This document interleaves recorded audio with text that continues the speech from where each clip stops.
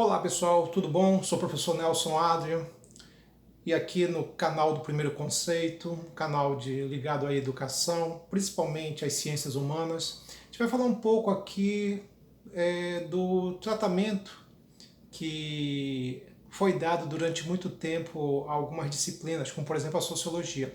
Sociologia sempre foi vista como uma espécie de pedra no sapato de muita gente, principalmente das autoridades e até mesmo dos diretores de escola.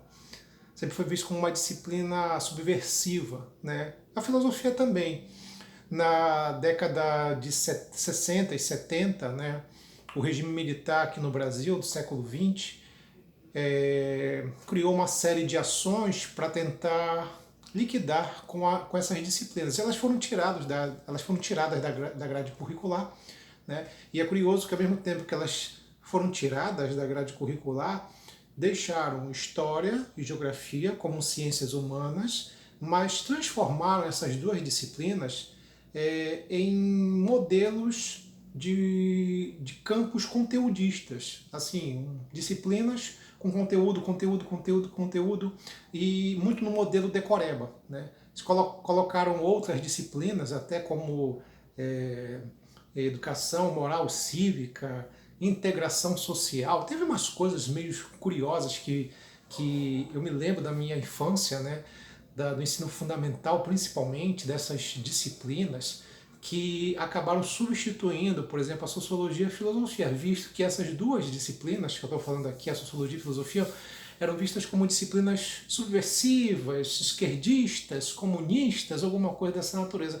É até meio engraçado, porque eu digo muito para os meus alunos que a sociologia, por exemplo, ela foi criada, inventada por um conservador, o Augusto Comte. Augusto Comte, filósofo francês do século XIX, era um filósofo extremamente conservador. Inclusive, o Augusto Comte criou o positivismo, que é uma doutrina filosófica, política, que influenciou muitos militares aqui no Brasil. Tanto é que os militares aqui no Brasil, com uma tendência mais conservadora, eles são chamados de positivistas, né? E foram esse modelo positivista, conservador, que desenvolveu uma ala do regime militar aqui no Brasil, que desenvolveu a ditadura militar. Então é muito curioso que eles entendiam que a sociologia era uma disciplina subversiva, mas não olhavam para a história da sociologia como uma disciplina que foi criada por um conservador e que influenciou muito o nosso país, né?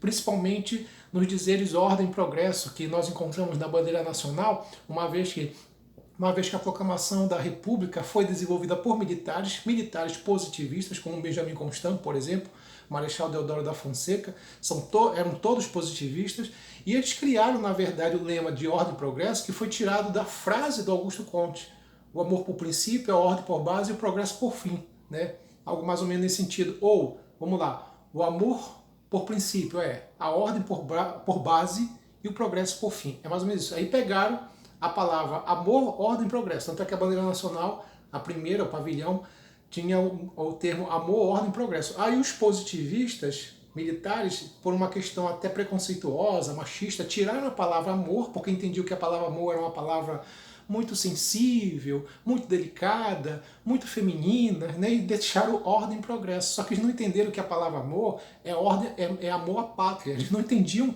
um amor no sentido do amor à pátria, à nação. Eles acharam que amor é no sentido assim sentimental, puramente sentimental, por exemplo, de uma mulher por um homem por uma mulher. Os caras criaram umas loucuras, né? Que aí, só agora tem um deputado aí maluco que não tem o que fazer, que está querendo botar a palavra amor na bandeira nacional. Tanta coisa para ser feita nesse país, o cara quer botar a palavra amor da bandeira do Brasil, né? Para te ver o nível dos nossos políticos, né? A gente já tem uma ideia. Então, cara, durante muito tempo, né, o que foi tirado lá pela década de 70, as disciplinas Sociologia e Filosofia, aí colocaram lá o SPB, né, integração social, umas disciplinas lá, né, que muito de um modelo positivista militar, né, e deixaram a história e a geografia como disciplinas conteudistas, quase que voltada muito da ideia do decoreba, que é daí que a gente vê aquela ideia, por exemplo, ah, isso aqui é uma disciplina decorativa, né? Os mais velhos usam muito esse tipo de ideia. quer ter uma visão assim preconceituosa. Hoje você tem uma diferença bem significativa. Hoje, o próprio modelo Enem, né, o ensino médio, por si só, ele criou algumas transformações, umas mudanças. Isso aconteceu muito com o Enem, né, o processo seletivo Enem, que proporcionou uma reflexão maior sobre o papel das ciências humanas. Né? É muito curioso que, como nós fazemos parte de uma federação, o Brasil é uma federação, existia a autonomia dos estados. E durante muito tempo existia aqui no estado do Pará a disciplina Sociologia e Filosofia, que não existia em outros estados. É bem curioso. Né? A Universidade Federal do Pará, lá pelo ano 2000, eles começaram a adotar a filosofia e a sociologia como disciplinas no processo seletivo deles, quando existiam os vestibulares das universidades, você ainda não tinha o Enem propriamente. Né? E eles adotaram a sociologia e a filosofia. Só bem depois, né? Acho que, se não me engano, foi no segundo mandato do presidente Luiz Inácio Lula da Silva, que sociologia e filosofia se tornou obrigatório no ensino médio. E ele é usado, né, como na verdade, uma disciplina, como disciplinas obrigatórias dentro do processo seletivo do Enem. Né? Tanto lá que está em Ciências Humanas e Suas Tecnologias, onde você lá tem a história, a geografia, a sociologia e a filosofia. É muito curioso que quando eu comecei, eu resolvi fazer ciências sociais. Eu fiquei, desde o meu ensino médio, quando ainda não tinha ainda sociologia, eu fiquei encantado com a sociologia. Por quê? Porque eu participei, eu fazia parte de uma...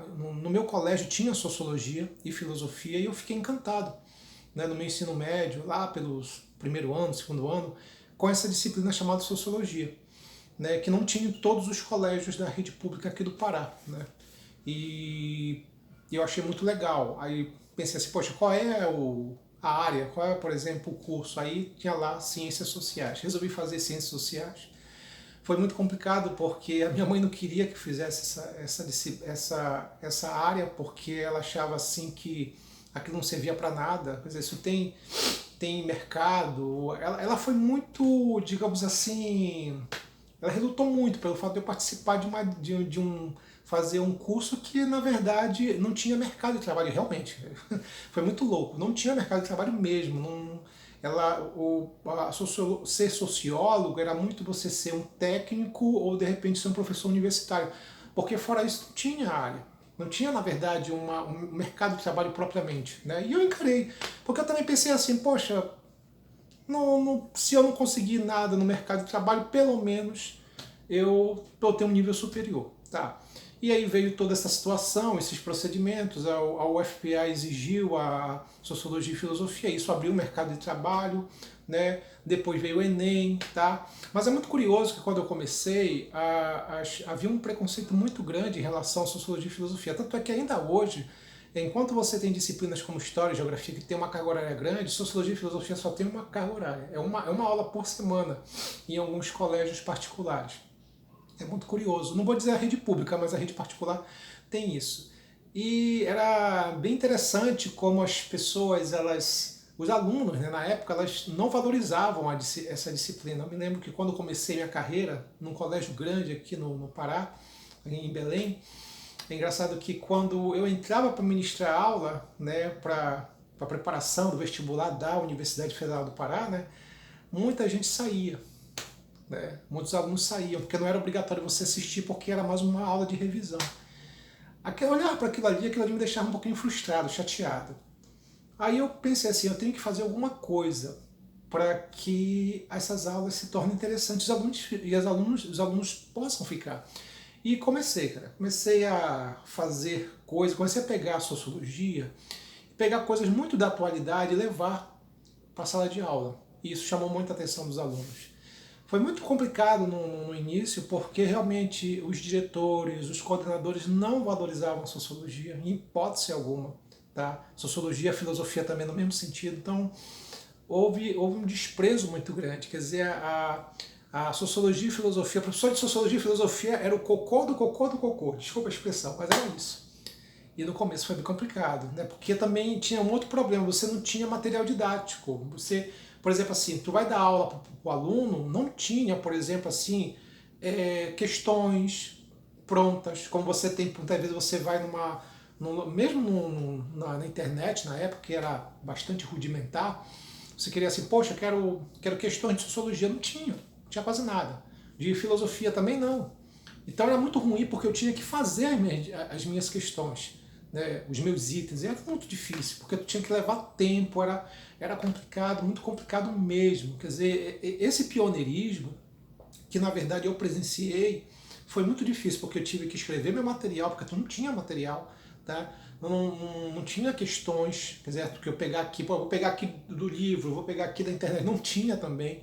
Então no começo foi bastante complicado mesmo, foi muito difícil essa situação. Além do preconceito que existia, né? Porque as pessoas perguntavam por que serve sociologia? Aí eu tinha que criar toda uma maneira de explicar para as pessoas, porque eram perguntas que me deixavam irritado. E eu ficava muito irritado com essas perguntas, que eram perguntas bastante idiotas. Mas depois eu vou perceber que as pessoas elas não tinham culpa daquilo. Eu comecei a criar toda uma explicação no sentido de poder ensinar para as pessoas entender, olha, a sociologia é uma disciplina que ela é importante para isso, para isso, para isso, né? Porque você vive em sociedade. Se você não compreende a sociedade, como é que você você vai compreender as mazelas, os problemas da própria sociedade em si, né? Então, era muito nesse sentido. Então, eu tentava explicar essas coisas para eles, mas realmente no começo foi muito difícil, muito complicado, tá? E levou um tempo realmente para que eu, enquanto profissional, pudesse ser respeitado e a sociologia, enquanto disciplina, pudesse ser respeitado. Foi preciso muito tempo mesmo. Eu estou 17 anos como professor de sociologia e eu te digo que só começou a existir um certo respeito nos últimos 7 anos para cá. Porque antes disso, né, as pessoas não ligavam, elas não se interessavam, né?